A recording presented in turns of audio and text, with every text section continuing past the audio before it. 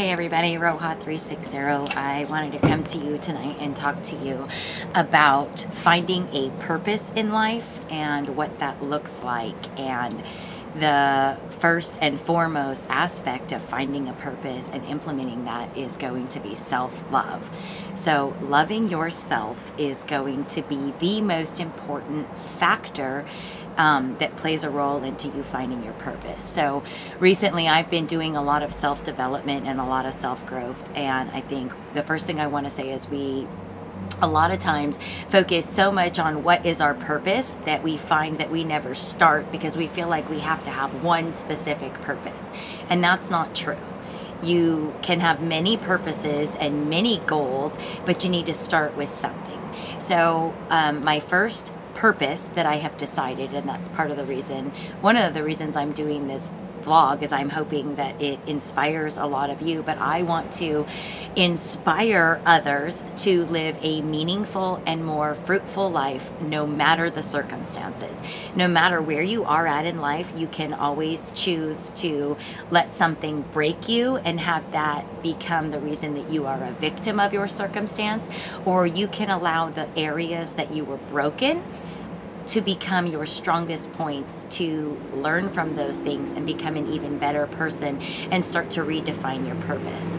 So with that said, self-love is going to be the most important thing that you can do for yourself to actually define your purpose. And I was thinking today, what does it look like to love yourself? How do you start to love yourself? Because I talked about, especially if you've been in an abusive relationship or even an unhealthy relationship, you've probably made a lot of sacrifices and forgotten who you are. You are so afraid to be alone that you forget, or not that you forget, that you fail to realize you are looking for someone else to compliment you because you probably don't even like who you are. So the first thing you need to do is be able to be okay with being alone and like who you are and love who you are and love yourself. So what does that look like? How do you love yourself? Well, the most important thing you can do to love yourself is be vigilant about being picky about who you allow into your life. I was thinking today about how I'm so picky about who I allow in my children's lives and who I allow to influence them, and why? Why is that? Well, because they're going to be influenced by people, and that's who they're going to become. They say, and I don't know who they is, but they say you become like the 5 people you hang around the most. Look at the 5 people you hang around the most, and that tells you your future. So if you are not being picky about who you're around, you're just going to repeat past mistakes, and you are not going to be able to fulfill your life's purpose and give your gifts to the universe and to humanity and be the best version of yourself that you are able to be. I'm looking at my notes here so loving yourself means that we only allow people in our lives that are going to mentally, spiritually, and emotionally nourish us.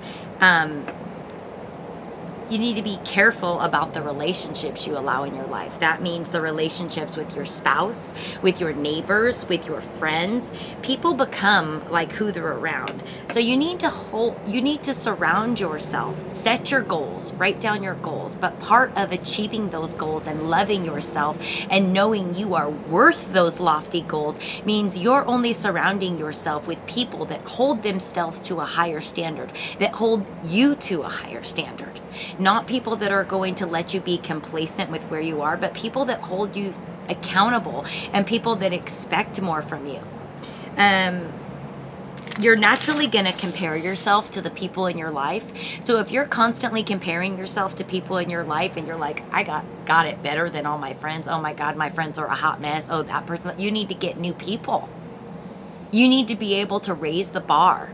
And if people are constantly falling below you and you're thinking that you're doing great, you're not pushing yourself for better and you're not becoming the best version of yourself. You should constantly strive for more.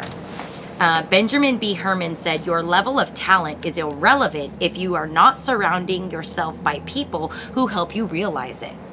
You have all kinds of talents and all kinds of abilities to give, but if you are not nurturing that and fostering that and seeking a mentor and seeking people who are constantly going to push you for better, you're cheating yourself and you're cheating the world, and you're not loving yourself by putting people in your life who are constantly going to make you a better person. If you have friendships in your life that you wouldn't recommend to your sister or your siblings or your children, why do you have those people in your life? Why are you allowing people to bring you down? Be with people that are going to encourage you, love you, and force you to want to do better. You owe it to the world to be the best version of yourself. So I guess I already said that, but to show your gifts, to give your gifts to the world and be the best that you can be. If you've got a 5 to 10 year plan going and you are trying to do better and you've got friends in your life that see you doing better and they are jealous of you, they gotta go. Get rid of people that are jealous. Friends that are jealous are not your friends, and they have no business being a part of your life. Be with people who are happy for you, who you can be happy for, and you can grow together. Anyone who lies to you, if there are people in your life that lie to you, you don't need them to be a part of your life. If your spouse is not honest with you, if your friends are not honest with you, they don't respect you. And if they don't respect you, they are not going to push you to be the best version of yourself. And then the last thing I want to say, you always want to strive to be better. So if you are the smartest person you know and the most successful person you know, you're doing something wrong. Quite frankly, if you're the smartest person you know, you're stupid.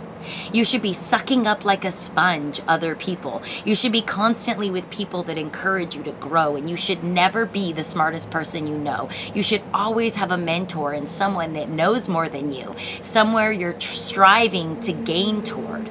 So if you're not doing those things, you're stagnant and you're not growing. I would encourage you to grow, to foster relationships that encourage you to grow, to be the best version of yourself that you can be. And what that means is that you are picky about who you allow in your life, and you love yourself by being extremely picky about who you allow in your life and why you allow them in their lives. And anyone who is setting off what I call your yuck factor and isn't emotionally, mentally, or spiritually benefiting from you, and being with them does not coincide with pushing you toward your long-term goals that you know you want, get rid of those people, because you're only hurting yourself. With that said, I would like to say it is important to try to hold out a hand and help other people up. But you have to be very careful with that.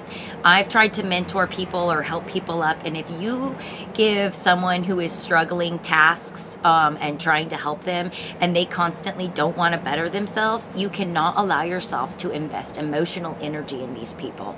If people want help, you help them. You reach out a hand and you say, hey, I'm willing to help you, and here's what you need to do to get better. But if they're constantly going to be negative and they can't do it and they can't do it, they've got to go too. You only have time to focus on your goals, how you can help other people achieve their goals, and what other people can help you do to achieve those goals. And when you do that, you are practicing self-love by knowing you deserve the very best. You deserve to have the very best friends and influences in your life, and you are only going to strive for the best and be with the best. I hope everyone's having a great night. If anyone wants to email me, I'm at roja360@gmail.com. Again, I hope this blog inspires you. I've been through a lot, and I really believe that no matter your life circumstance, no matter what you're doing, you have the choice to try to make it better and to move onward and upward, and that's what I'm here to help anyone that reaches out to me to do. Have a great night, everyone. We'll see you soon. Bye.